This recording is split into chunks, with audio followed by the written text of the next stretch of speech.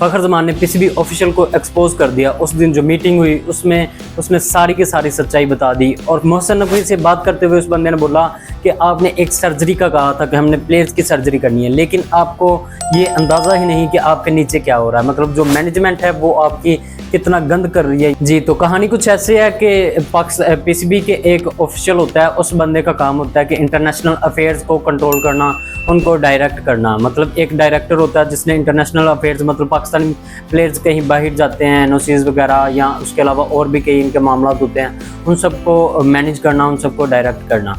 वो उस बंदे का नाम है अब्दुल कादिर वाला। उसके बारे में बात करते हुए फ़खर ज़मान ने मोहसिन नकवी से कहा कि ये बंदे अपना काम बिल्कुल नहीं ठीक कर रहे, आपको पता ही नहीं कि आपके नीचे ये सिस्टम कैसे चल रहा है, ये लोग कैसे काम कर रहे हैं, कितनी बेईमानी से काम कर रहे हैं। बात की वजाहत देते हुए उन्होंने बताया कि 4 माह पहले मुझे एनओसी दिया गया बीबीएल के लिए, तो मैं जब चला गया उधर तो फिर मुझे वापस बुला लिया गया, मेरा एनओसी कैंसिल कर दिया गया और उसके बाद 5-6 माह हो चुके हैं, तब मुझे एनओसी इन्होंने दे दिया सीपीएल के लिए, जो कि मैं कंफर्म हो चुका था। मैं वहाँ पे चला भी गया था, मैं वहाँ पे जाके खेलने वाला था, लेकिन इन्होंने एक दिन बाद मुझे वापस बुलवा लिया। तो तब इन्होंने बहाना लगाया कि आपका एक फिटनेस टेस्ट होगा। चलो फिटनेस टेस्ट जो भी हो जाए, मुझे उससे मसला नहीं, मैं खुद देने के लिए तैयार था। लेकिन वो फिटनेस टेस्ट से एक दिन पहले मैं सीपीएल में पहुँचा था, 30 घंटे की फ़्लाइट लेके गया मैं कैरिबियन में, और वहाँ पे जाके अगले ही दिन इन्होंने मुझे वापस बुलवा लिया।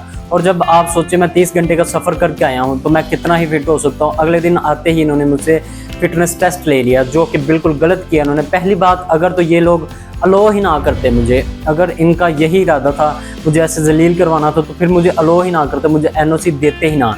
पहले इन्होंने एनओसी दे दिया मुझे, मैं जब वहाँ पे चला गया जाके मैं अभी पहुंचा ही हूँ, फिर इन्होंने मुझे फिर से वापस बुला लिया। पीसीबी के इंटरनेशनल अफेयर्स डायरेक्टर हैं अब्दुल कादिर वाला, उनके खिलाफ उन्होंने ये शिकायत लगाई और वो बंदा भी सामने बैठा हुआ था। उसने जब फ़खर की ये बात सुनी उसके बाद उसने एक काउंटर सवाल किया। उन्होंने चेयरमैन से बात करते हुए कहा कि मोहसिन नकवी साहब ऐसा कुछ नहीं है, हम सब कुछ ठीक कर रहे हैं। तो इसके बाद फ़खर ज़मान ने फिर से उनको कहा कि क्या आप ठीक कर रहे हैं? 3 माह हो चुके हैं जब से मैंने एनओसी के लिए रिक्वेस्ट की हुई है, आपने अभी तक कोई जवाब नहीं दिया।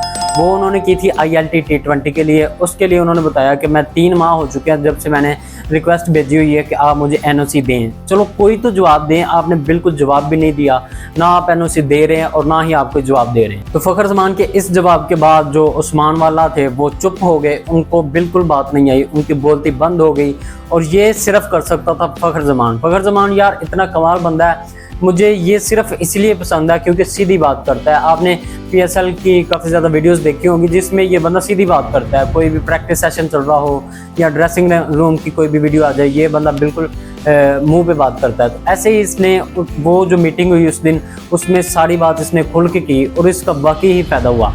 और अगर आप हमारी मैनेजमेंट देखें तो उसमें जितनी भी मैनेजमेंट है वो सारी प्लेयर्स पे डाल देती हैं कि वो सलूक से नहीं रहते, उनमें यूनिटी नहीं है, और जब प्लेयर्स पे बात आती है तो वो सारा कुछ मैनेजमेंट में डाल देते हैं। लेकिन मुझे जो लगता है पर्सनली वो यही चीज़ है कि हमारी मैनेजमेंट ही गंदी है, इनको मैनेज करना ही नहीं आता। ये सिर्फ जो पुराने वो मतलब हमारे जो पहले क्रिकेट छोड़ चुके हैं वही ज़्यादातर बंदे आए हुए हैं और वो सिर्फ नौकरी माइंडसेट के लिए आए हुए हैं। नौकरी उनकी लगी हुई है, अपने को 50-50 लाख ले रहे हैं वो और बस मौज कर रहे हैं, लेकिन वो इस वजह से पाकिस्तान टीम का बेड़ा गर्क कर रहे हैं। उन्होंने अभी तक कुछ नहीं रहने दिया। आप पाकिस्तान टीम की मैनेजमेंट की इतनी नाअहली की वजह से अभी तक जितनी परफॉर्मेंसेज हो रही हैं पाकिस्तान की, सिर्फ उसी वजह से हो रही हैं।